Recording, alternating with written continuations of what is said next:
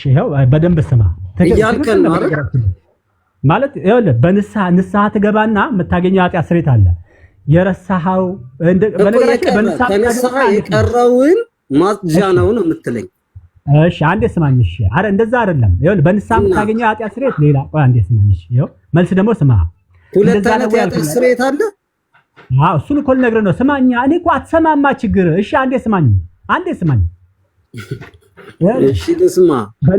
በንስሐ በኩል የሚጸዳ ኃጢአት ሌላ፣ በጌታ ስጋና ደም የሚጸዳ ሌላ፣ በደሙ የሚጸዳ ሌላ፣ በጥምቀት የሚጸዳ ሌላ። እንደዛ አይነት ትምህርት የለም። እና እንዴት ነው ካልክ፣ እሺ ስማ አንዴ ልጨርስልህ።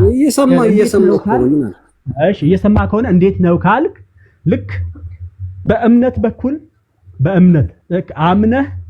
አምነህ ስትጠመቅ የደሙ ስራ ለአንተ ይሆናል። አምነህ ንስሐ ገብተህ የጌታን ስጋ ስትቀበል የደሙ ስራ ለአንተ ይሆናል። አንተ ልክ ንስሐ ገብተህ ሄደህ የጌታን ስጋ ስትቀበል የመስቀል ስራ ለአንተ ይሆናል። ስንት ጊዜ ነው የሚሆነው? አንዴ ይሄው እየነገርኩህ እኮ አንዴ እኮ ነው። አንተ ዲያቆን አዲስ እንዴት አታውቅም? ዲያቆን አዲስ አታውቀውም? ሶስቴ እኮ ነው ያወራውን። ስትጠመቅ የደሙ ስራ ለአንተ ይሆናል አልከኝ አምነህ። ከዛ ደግሞ ንስሐ ስትገባ የደሙ ስራ ድጋሚ ላንተ ይሆናል አልከኝ። እንደገና ደግሞ ስጋው ደሙ ስትቀበል ደግሞ የደሙ ስራ ላንተ ይሆናል አልከኝ። ሶስት ነው እያልከኝ ያለው። ካልገባ ሶስት ነው ያልከውን ልድገምልህ።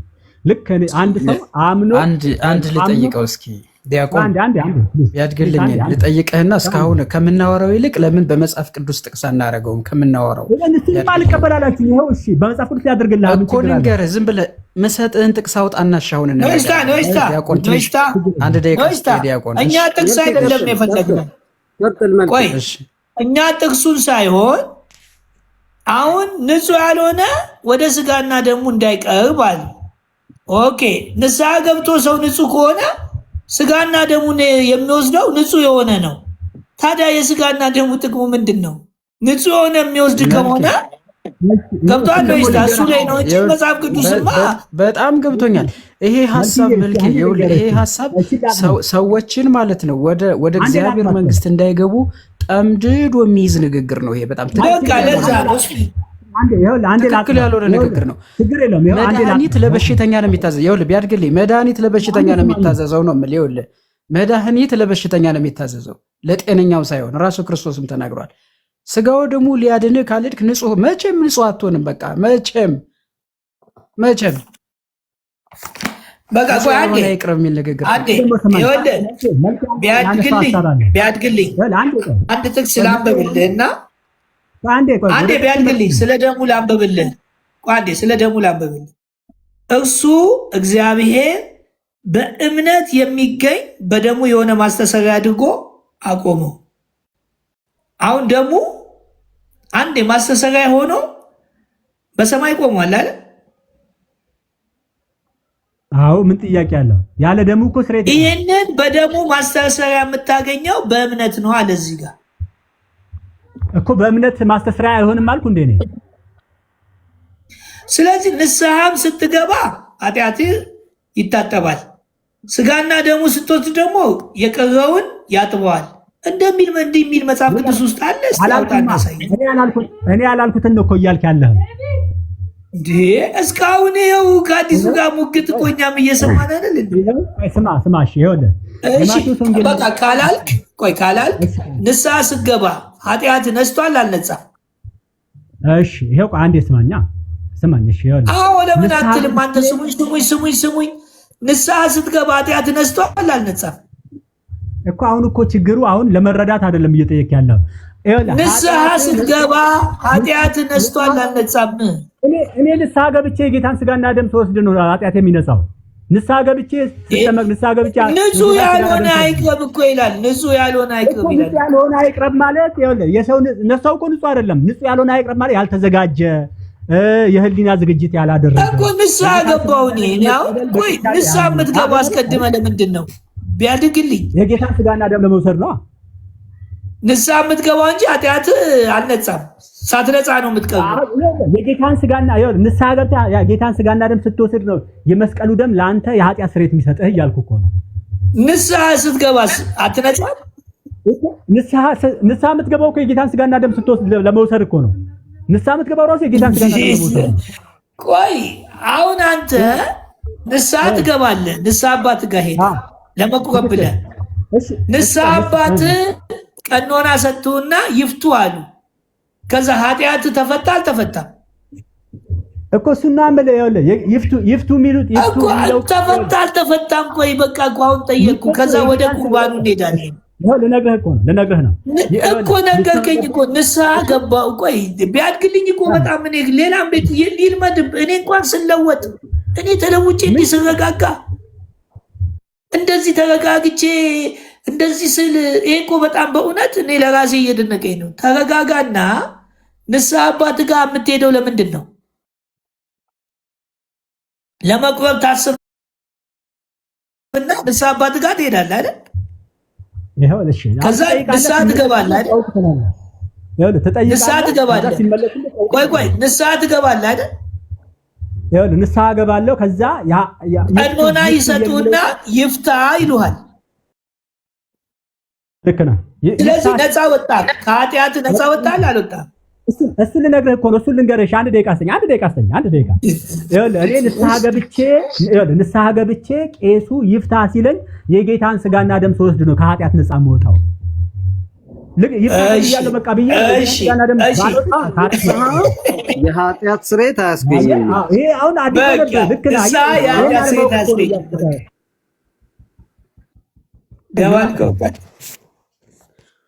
ነህ።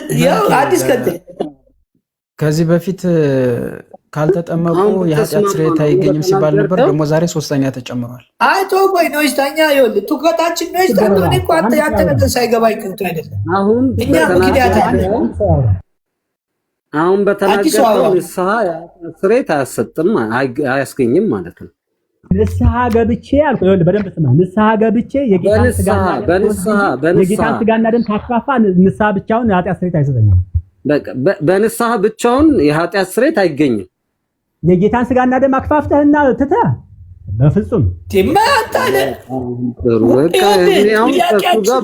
ጥያቄያችን ምን መሰለህ ቢያድግልኝ ወደ ቁርባኑ ስትመጣ ንጹህ ያልሆነ አይቁረብ ስላለ አንተ ደግሞ ስጋና ደሙ ሲወስድ ነው የሚነጻው ካልክ ንጹህ ያልሆነን አልተግባባም። ንጹህ ያልሆነ ማለት ያልተዘጋጀ የህሊና ዝግጅት የአካላዊ ዝግጅት ያላደረገ ማለት ነው ንጹህ ያልሆነ ማለት እንጂ የሰው ንጹህ እኮ የለውም። ሰው እኮ መቼም አይጸዳም። ንጹህ ያልሆነ ሲባል ያልተዘጋጀ። ታዲያ ንስሐ ምን አስገባው? ቀጥታ ሄዶ ስጋ ደሙን ወስዶ ኃጢአቱ አይነጻለትም? ምንድነው? ምን ንስሐ ለምንድን ነው የሚገባው? እየነገርኩህ ንስሐ ገብተህ የጌታን ስጋና ደም ሳትወስድ የኃጢአት ስርየት በፍጹም አይታሰብም። ስለዚህ ስጋና ደሙ ጋር ስትቀርብ ነው የኃጢአት ይቅርታ የምታገኘው። የጌታን ስጋና ደም ይኸው ስለ ብዙዎች ለኃጢአት ይቅርታ የሚፈስ የአዲስ ኪዳን ደሜ ይላል። ይሄ ደግሞ ያንተ ትምህርት ሆነ፣ እኛም እንደዛ እንድትል ነው። ይሄ ደግሞ ያንተ ትምህርት ሆነ። አሁን ስጋና ደሙን ስትወስድ በደንብ አዳምጠኝ። ስጋና ደሙን ስትወስድ ነው አይደለ የኃጢአት ይቅርታ ያገኘው? አዎ ልክ ነህ፣ ትክክል። በጣም ትሁት። ስትጠመቅም የኃጢአት ይቅርታ ታገኛለህ። ግን ይጨምርበት። በጥምቀትም የኃጢአት ስርየት የለም የሚለውን ግን ይጨምርበት። የኃጢአት ስርየት የሚያገኘውት በጥምቀትም ነው። በጥምቀትም አይደለም፣ እነዚህ የምጠራቸው በጥምቀትም አይደለም። በተለያየ ጊዜ የሚሰጡ እሺ ቆይ ቢያድግልኝ ቅድም አንዱን ሰረስከው። ንስሐ የኃጢአት ስርየት አታደርግም፣ ወደ ስጋ ወደሙ የምትቀርብበት። ኦኬ አሁን ልክ ስጋ ደሙን እኮ ይኸውልህ ስጋና ደሙ ስትል ጥምቀቱን ያዘ ልመጣለት ነው አዲስ ስጋና ደሙ ስትወስድ የኃጢአት ይቅርታ አገኘህ አይደል? አዎ። ጥምቀቱ የት ሄደ? ይኸው በደንብ ስማ። ጥምቀቱ የት ሄደ? የትም አልሄደም። ይኸውልህ አንድ ሰው አምኖ በተጠመቀበት ቅጽበት ነው ሄዶ የጌታን ስጋና ደም የሚወስድ።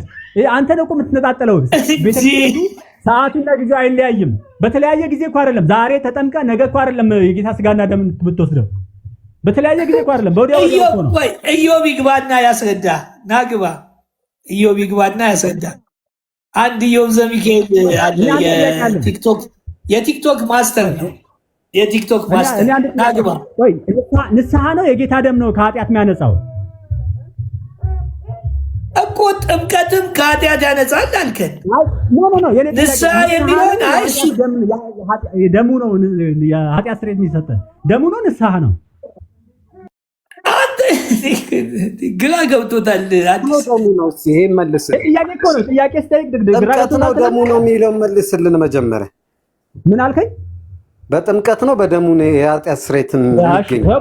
በደሙ ነው በጥምቀት ነው የሚለውንማ መለስኩ እኮ። ይኸውልህ አንድ ሰው አምኖ ውሃ ውስጥ ሲገባ ይኸውልህ ስማ እሺ ስማ ይኸውልህ አንድ ሰው አምኖ ውሃ ውስጥ ሲገባ ደሙ የኃጢአት ስርየት ይሰጠዋል። አንተ ግን ንስሐ ነው ወይስ የኃጢአት ደሙ? በጣም ጥሩ። ይሄ ማለት ቆይ ይሄን እናረጋግጥ። መጀመሪያ እናረጋግጥ። አንድ ሰው ሄዶ ክርስትና ተነስቶ ጥምቀት ተደርጎለት ስጋው ደሙ እስኪወስድ ድረስ የኃጢአት ስርየት አላገኘም ማለት ነው። እሱን እኮ ይኸውልህ ሊገባህ አልቻለም እኮ ይኸውልህ አላገኘም ማለት ነው። ይሄንን አረጋግጥልኝ። እሺ ምን አል ጥምቀት ተደርጎለት ክርስትና ተቀብሉት ክርስትና ተነስቶ ቁርባኑን እስኪቆርብ ድረስ ስጋው ደሙ እስኪቀበል ድረስ የኃጢአት ስርየት አላገኘም ማለት ነው። እንዴ በዛ ጋር ፕላይ ስላለው ክስተት እኮ የቤተክርስቲያን ትምህርት ምን እንደሆነ አታውቅም እስካሁን? አንተ ዲያቆን የኃጢአት ስርየት አግኝቷል አላገኘም እስከሚወስድ ድረስ አግኝቷል አላገኘም? አንድ ደቂቃም ቱን አንድ ሰዓትም ቱን 2 ሰዓትም ይሁን የኃጢአት ስርየት አግኝቷል አላገኘም? ተጠምቆ እስኪቆርብ ድረስ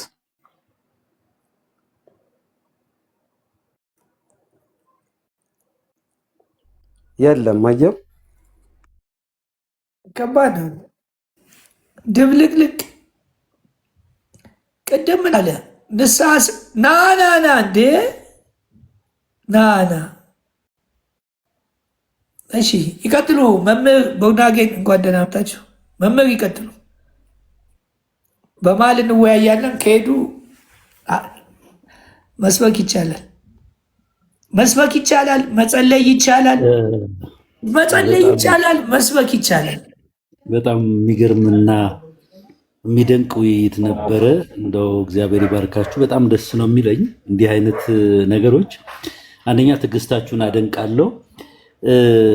እኔ አሁን ብዙ ጊዜ በዚህ በቅዱስ ስጋው ደሙ ጉዳይ ላይ አንድ ያልተረዳነው ነገር አሁን ቅድም በሮሜ ምዕራፍ 3 ያነበብከው ወዳጅ የፈለገ እና አንደኛ ዮሐንስ ምዕራፍ 1ን ቁጥር 8 እና 9ን አንድ ላይ ደርቤ 2 ቃሎች ልናገር። የመጀመሪያው ነገር እግዚአብሔር ስለ ኃጢአት እንደው በጣም ስለ ኃጢአት መጽሐፍ ቅዱስ የሚናገረው በደሙ የሆነ ማስተሰሪያ አድርጎ አቆመው የሚለው ቅድሙን የመጀመሪያውን ጥቅስህንና አንደኛ ዮሐንስ ምዕራፍ 1 ላይ ይሄ የልጁ የኢየሱስ ክርስቶስ ደም ከኃጢአት ያነጻል የሚለው አንድ ምስጢር እኔ ልብ በሉ። ኃጢአት ብንሰራ ወይም ኃጢአት በህይወታችን ቢገለጥ ዋንስ የቆመ ያ ማስተሰሪያ አድርጎ ያቆመው እስከ መጨረሻው ድረስ የእግዚአብሔር ቃል የታመነ ስለሆነ አለ። አሁን እዚህ ላይ የልጁ እኮ የኢየሱስ ክርስቶስ ደም ያነጻል፣ ምክንያቱም እግዚአብሔር ማስተሰሪያ አድርጎ አቁሞታል። አሁን የምንነጻው ግን ልብ በሉ እንዲህ ይላል፣ በኃጢአታችን ብንናዘዝ አሁን ለምንሰራው ግብር ኃጢአታችንን ይቅር ሊል ከአመፃም ሁሉ ሊያነጻን የታመነ ነው። ስለዚህ ዛሬ አሁን ኃጢአት በሰውነታችን ቢወድቅ የግድ ይሄንን ስጋው ደሙ ብለን ያልነውን ህብስትና ወይኑ ስንጠጣልም የኃጢአት ይቅርታ የምናገኘው። አሁን ንስሐ ማለት መመለስ ማለት እኮ ነው። ስለዚህ ከኃጢአታችን መመለሳችን እንጂ ሌላ የሚፈስ ደም እኔ እንደውም አንድ ይቅርታ ልጠይቃችሁ፣ የእናንተንም አቋም አላውቅም፣ ግን እኔን ልጠይቃችሁ።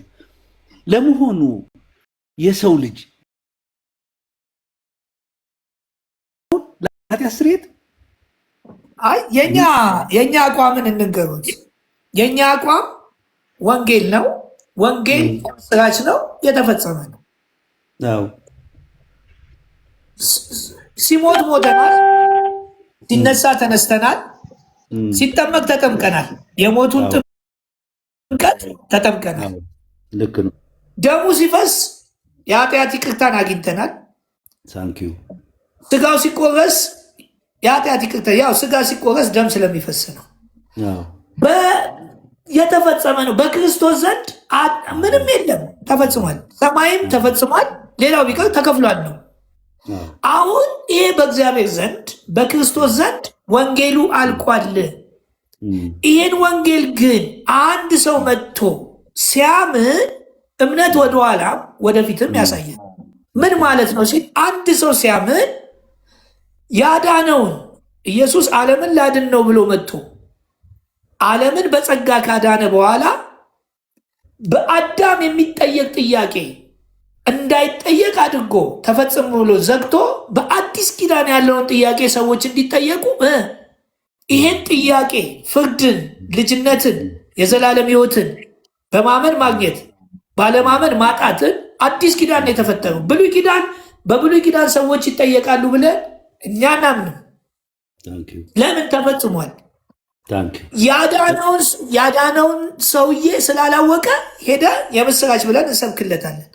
ልክ አንድ ሰው ሲያምን ምንድን ይፈጠራል ሲባል የተፈጸመ ስልህን ወስዶ ኃጢአትን ወስዶ ምን ያልወሰደልህ ነገር አለ? ይህንን ሁሉ አድርጎ አዳነ። አሁን ኢየሱስ አድኗል የሚለው ቃል ስንናገር የሰው ልጅ ሁሉ ድኗል ምናምን ብሎ ሰው ይጨፍራል። አይደለም። ኪዳን ደግሞ አለ። ያኛው ኪዳን ቀርቷል። አሁንም አዲሱ ኪዳን መጥቷል። ለዛኛውም ነፃ ስጦታ፣ የወደፊቱም ነፃ ስጦታ። ስለዚህ ይሄንን ነፃ ስጦታ የሁለቱንም ተቀበልና እመን። ስታምን የእግዚአብሔር ልጅ ትሆናለህ። ልጅነት ካገኘ ትወርሳለህ፣ ከፍርድም ታመልጣለህ። እና በእምነት ብቻ ነው። ስለ መዳን ከሆነ በእምነት ብቻ ነው። ስራ ያስፈልጋል። ወደድ ጠላህ፣ ቅድስና ሳይኖር ጽድቅ ሳይኖር በነፃ አድኖ የነፃ ስጦታ ተሰጥቶ እንደፈለግ ዋልጌ እንድትሆን አልተፈቀደልህ። እኔ ቅዱስ ነኝና ቅዱሳኑ ነው። ስለዚህ መልካም ስራ ያጸድቃል እንጂ አያድንም። ለምን? መልካም ስራ ጽድቅ ከሆነ የጽድቅ ትርጉሙ በባለቤቱ ተቀብለነዋል። አሁን ያመነ ሰው ይጸድቃል ይላል። ተቀብለናል። ማንን? ጻድቁን፣ ባለቤቱን። እንደ እግዚአብሔር ያለ ጻድቅ፣ እንደ እግዚአብሔር ያለ ቅዱስ እና መጀመሪያ ጸድቀ ድጋሚ ትጸድቃለህ። በመልካም ስራ እውነተኛ የሆነ ህይወትን ትኖራለህ። መዝገበ ቃላቱ ጽድቅ ማለት ትክክለኛ ወይ እውነተኛ ነው። ለምሳሌ እነ አብርሃም ጸድቀዋል፣ ግን አልዳኑ። ታዲያ ለምንድነው ጻድቅ የተባሉት? በዘመናቸው በትውልዳቸው መልካም ስራ አድርጎ እግዚአብሔር ልክ ናችሁ፣ ትክክል ናችሁ። ግን ያለ ክርስቶስ ህግን የሚያደርግ ይጸድቃል ማለት ትክክል ይሆናል እንጂ ይድናል ማለት አይደለም። ህግ አያድንም፣ መልካም ስራ አያድንም። ይኸው በግልጽ ልንገራችሁ፣ ህግ አያድንም፣ መልካም ስራ አያድንም። ህግ ያጸድቃል፣ መልካም ስራ ያጸድቃል። መልካሙ ምን ማለት ነው? ጸድቄ አይደለ ከአንተ የሚጠበቀው አትግደል። ትክክል እኮ ነህ። አለመግደል እኮ ትክክለኛ የሆነ ህይወት ነው። አለመስረቅ፣ ይሄ ደግሞ ህጉ ልቡ ውስጥ አለ። ይሄን ደግሞ የሚረዳ ጸጋ አለልን። እንደ ብሉይ ኪዳን አይደለም። ዓለምንና ምኞቱን የሚያስክድ የእግዚአብሔር ጸጋ ተገልጧል፣ አንተ ውስጥ አለ። ፍቃድ ከሆነ ለፍቃድ ስትሰጠው ምን ይልሃል? ያ ጸጋ ኃይል ይሆናል። ምኞቱንም አልሆኑንም ትክደዋል። ስለዚህ እምነት ያለ ስራ ሙት ማለት ይሄ ነው። ድነናል፣ እየዳንን ነው፣ እንድናለን የሚል የአባ ገብረ ኪዳን ትምህርትን እኔ አልቀበለው። የቅርብ ጊዜ ትምህርት እንደሆነ ስለማቅ ነው። ይሄ ነው የኛ አንደኛ መስበክ። ሰው እንዳዳነው ክርስቶስ ሳይገባው ገና ያድናል ብለህ አታስጨንቀው። ይሄ ነው። በዚህ ላይ ጥያቄ ካለ ጠይቁኝ። ይሄ ታንኪዩ ልክ ነው። ራሱ መልእክቱ ወንጌል የምስራች ነው። የሆነለትን ነው የምንነግረው፣ የተደረገለትን ነው የምንነግረው። ወደ ሰው ስንሄድ በጣም ጥሩ ነው። እኔ አሁን እዚህ በትምህርቱ በተነሳው ጥያቄ ላይ የመጀመሪያ ነገር ምንድን ነው፣ እነዚህ ሰዎች አሁን የምንካፈለው ህብስትና ወይን ወይም ስጋው ደሙ ወይም ቅዱስ ቁርባን የምንለው እሱን ስንወስድ ነው የኃጢአት ስርየት የምንወስደው የምንቀበለው። ገባ። እሺ ሚውት አድርጉ፣ ስገቡ ሚውት አድርጉ። ይቀጥሉ ውይይቱን። ለእኔ አንዳንድ ነገሮችን ለሱ እኔ እንዲወያዩ ብዙም አልፈልግም። ይቀጥሉ። እኔ እሰጥሃለሁ። ምንድን ነው የኃጢአት ስርየት የምናገኘው? ይሄንን ቅዱስ ስጋውን ስንበላ ነው። ይሄ ቅዱስ ስጋው ነው አማናዊና አማናዊ ደምና አማናዊ ስጋ ስለሆነ ነው የሚል ነገር አለ። እኔ አሁን ጥያቄ የሚሆንብኝ የብሉይ ኪዳን መስዋዕቶቹን ሰው ነው ያቀረባቸው፣ የአዲስ ኪዳን መስዋዕቱን ግን እግዚአብሔር ነው ያቀረበው አይደለም? የአዲስ ኪዳን መስዋዕት እግዚአብሔር ነው ያቀረበው። ስለዚህ ሰው መስዋዕት አቀርባለሁ ሊል ይችላል ወይ? በአሁን ሰዓት ውስጥ ለኃጢአታችን ስርየት መስዋዕት ልናቀርብ እንችላለን ወይ? የመጀመሪያው ጥያቄ ይሄ ነው። ሁለተኛው ጥያቄ አንድ ሰው ይህንን ቅዱስ ስጋውንና ቅዱስ ደሙን ወደ አማናዊ ቅዱስ ስጋና ቅዱስ ደም የመለወጥ ስልጣን ማን የሰጠን? እኔ ጥያቄ የሆነብኝ ነገር እንዲመለስልኝ ይፈልጋለሁ። ሁለቱ ጥያቄ ማለት ነው። ሁለቱ ጥያቄ እንግዲህ መጽሐፍ ቅዱስ ጋር ከሄድን ዕብራውያን በግልጽ አስቀምጦታል። የብሉይ ኪዳን ሊቀ ካህኑ ደሙን ይዞ ገብቶ ደሙን ነው ይዞ የሚገባው። ለሕዝቡም ይረጫል፣ ለራሱም ይረጫል። ጭራሽ እንደውም ሁለት ፍየል ነው ይዘው የሚመጡት። አንዱን ያርዱታል፣ አንዱን በራ ይለቁታል። ልክ ነው። አሁን ሊቀ ካህኑ ይዞ ሲገባ ያንን ደም እግዚአብሔር ደሙን ያይና ምን ይላል? ለአንድ ዓመት ቢሆን የኃጢአት ስርየት ያደርጋል። ኦኬ። የአሁኑ ሊቀ ካህንስ ዕብራውያን 9 ቁጥር 10 እና ዕብራውያን 9 ጤና ይስጥልኝ። እግዚአብሔር ይመስገን። ጤና ይስጥልኝ። እግዚአብሔር ይመስገን። ሰላም ናችሁ?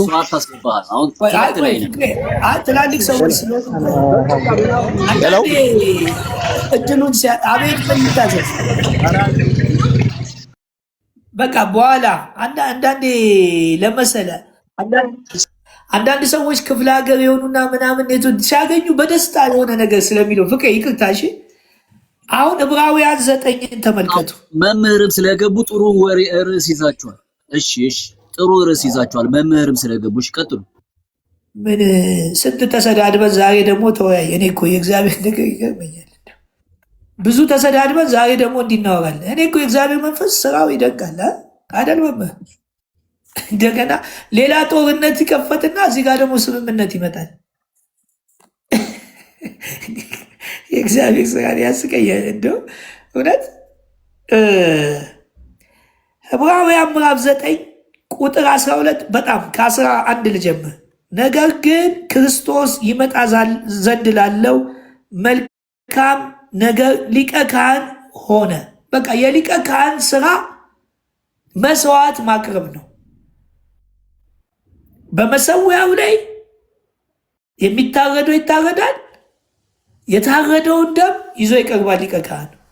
የዚህኛው ሊቀ ካህን ራሱ ታርዶ መስዋዕቱም እሱ መሰዊያውም እሱ። በጣም አሜዚንግ ነው የእግዚአብሔር ስራ። በክርስቶስ የተሰራው ስራ ራሱ ታርዶ ራሱ መስዋዕት ሆኖ ራሱ መሰዊያ የሆነ መሰዊያውም እሱ መስዋዕቱም እሱ። ለምን መዳን በሌላ በማንም የለም የሚለው ማንም እንዳይገባ አያችሁ። ይሄም ባያደርግ ኖሮ አስቡ ሊፈጠር እንዲህም ሆኖ የተፈጠረውን ነገር እያየን ነው። እንደዚህም ሆኖ ብዙ ትምህርቶች ተፈጠሩ። እንዳይፈጠር ነው ክርስቶስ ራሱ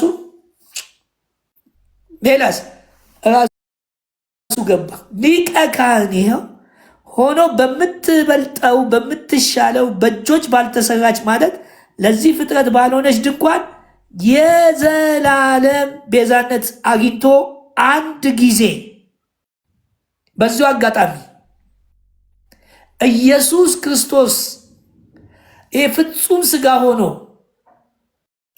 ፍጹም አምላክ ፍጹም ሰው ሆኖ የወጣው እዛ ጋር ቤዛ የሆንከው አንተ ነህ። ለአንተ ነው እሱ ስጋውን ፍጹም ሰው ሆኖ የመጣው። ስለዚህ እዛም ሲቀመጥ አንተም በሰማያዊ ስፍራ ተቀምጠሃል። አልተቀመጥክም፣ ግን ተቆጠረልህ። በማን አሰራር? በእግዚአብሔር አሰራር። አንተ ነህ እኮ የተነሳው። የሞትከውም አንተ ነህ፣ የተነሳውም አንተ ነህ። ወንጌል ስበኩልኝ ያለው ኢየሱስ ለዚህ ነው። ሞቼ ተነስቻለሁ፣ ይኸው በሰማይ ተቀምጫለሁ፣ አስቀምጫቸዋለሁ፣ ንገሯቸው። ሰዎች ምን አላሉ? አልሰሙም። ሊቀ ካህኑ እኔ ነኝ፣ ለዘላለም የሆነ ቤዛነትንና ለዘላለም የሆነ ሊቀ ካህንነትን ይዤ ገባሁ፣ ለአንተ ስል እንጂ እኮ እኔ አምላክ ነኝ እያለ ነው። እኔ አንተን ተክቻለሁ፣ ለኃጢአት ሞቻለሁ፣ እንደገና ተነስቻለሁ፣ በግርማው ቀኝ ሄጄ ተቀምጫለሁ። አሁንም የምታየው እኔ ነኝ። ወይኔ እኛ እኮ እዛ ነን። ኦኬ ልጨርሳት። የዘላለም ቤዛነትን አግኝቶ አንድ ጊዜ ስንት ጊዜ? አንድ ጊዜ ምን አለ?